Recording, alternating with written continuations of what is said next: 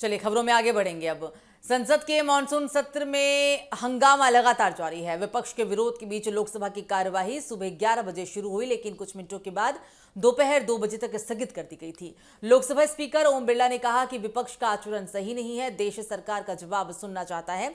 विपक्ष सदन चलने नहीं दे रहा। राज्यसभा में हंगामे के बीच करीब आधे घंटे कार्यवाही चली और ठीक दोपहर 12 बजे से दोबारा कार्यवाही की शुरुआत हो गई। लोकसभा में फॉरेन कॉन्ट्रीब्यूशन रेगुलेशन संशोधन बिल यानी कि FCRA अमेंडमेंट बिल पर भी चर्चा हो सकती है। सूत्र कहते हैं कि इस बिल पर बहस के दौरान गृह मंत्री अमित शाह जवाब दे सकते हैं। पूरी उम्मीद है और विपक्ष भी यही चाहता है कि इस बिल पर जवाब दे और इस बिल पर बहस हो। विपक्ष लगातार सदन में उनकी गैर मौजूदगी का मुद्दा उठा रहा है। FCRA कानून तय करता है कि भारत के कौन से NGO, ट्रस्ट और सामाजिक या फिर धार्मिक संगठन विदेश से फंड ले सकते हैं और उसका इस्तेमाल कैसे करेंगे। इसका मकसद विदेशी फंड के गलत इस्तेमाल को रोकना और राष्ट्र सुरक्षा व सार्वजनिक हित की रक्षा भी करना है। इस बिल को लेकर जो खबर आई है, हालांकि पूरी उम्मीद है कि इस बिल के पेश होने के बाद गृह मंत्री अमित शाह इस पर चर्चा करें, इस पर जवाब दें और विपक्ष भी उनके जवाब का ही इंतजार कर रहा है। और लगातार हंगामे के बीच बार बार सदन की कार्यवाही को यहां पर स्थगित करना पड़ रहा है। हंगामा लगातार दोनों ही सदनों में जारी है। कुछ ही मिनटों के बाद लोकसभा की 2 से 3 मिनटों के बाद कार्यवाही को स्थगित करना पड़ा था और राज्यसभा भी मात्र 25 मिनट की कार्यवाही के बाद स्थगित कर दी गई। जब राघव चड्ढा भी राज्यसभा में अपनी बात रख रहे थे, उस दरमियान भी विपक्ष लगातार हंगामा कर रहा था। जब किरेन रिजिजू बोलने के लिए आए, तब भी विपक्ष के द्वारा लगातार हंगामा किया जा रहा था।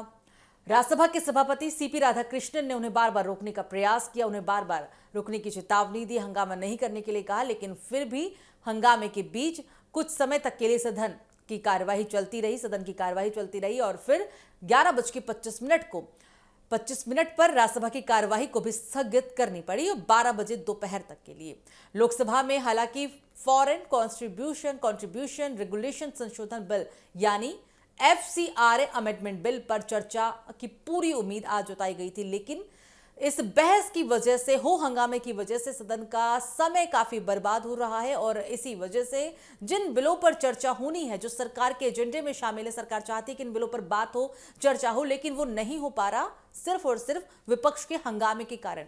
क्योंकि विपक्ष अपनी बात पर अभी भी अड़ा हुआ है। विपक्ष के तमाम नेता सिर्फ एक ही बात पर अड़े हुए हैं कि गृह मंत्री सदन के अंदर आए, जवाब दे पुलिस या कार्रवाई को लेकर 20 जुलाई में जो जंतर मंतर के दरमियान वहां पर किया गया था, उस कार्रवाई को जवाब की अब मांग कर रहे हैं विपक्ष के नेता और इसी बात पर वो अड़े हुए हैं। उनका स्पष्ट रूप से कहना है कि अगर सरकार चाहती है कि सदन की कार्रवाई सुचारू रूप से चले, बात हो, जो विधेयक है उन पर चर्चा हो, वो तभी संभव है जब अमित शाह सामने आएंगे, बात करेंगे और उनको उनके सवालों के जवाब देंगे, जैसा कि विपक्ष चाहता है। लेकिन अभी भी अमित शाह की गैर मौजूदगी सदन में साफ तौर पर देखी जा रही है और यही वजह है कि विपक्ष लगातार हंगामा कर रहा है और उनके सदन में मौजूदगी को लेकर अड़ा हुआ है और विपक्ष का साफ कहना है कि अमित शाह को आना होगा, सामने जवाब देना होगा। ऐसी कई मांगे विपक्ष के द्वारा लगातार उठाई जा रही है। इस बीच खबर आई कि आज हो सकता है बहस के दरमियान गृह मंत्री अमित शाह जवाब दे सकते हैं। विपक्ष लगातार चूंकि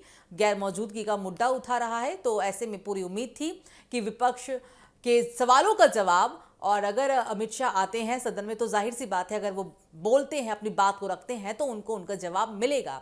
हालांकि इसी बीच आपको ये भी बता दें और आप देख भी रहे होंगे कि किस तरीके से सदन के अंदर किरेन रिजिजू की तरफ से कई बारी उनकी तरफ से बातें रखी गई, बोला गया कि जो समस्या उन्हें आ रही है, जो विपक्ष जानबूझकर सदन की कार्यवाही को बाधित कर रहा है, ये बिल्कुल भी ठीक नहीं है। समय की बर्बादी और पैसे की बर्बादी है ये, उनके हठिकता की वजह से, उनके अड़ियल रवैये की वजह से।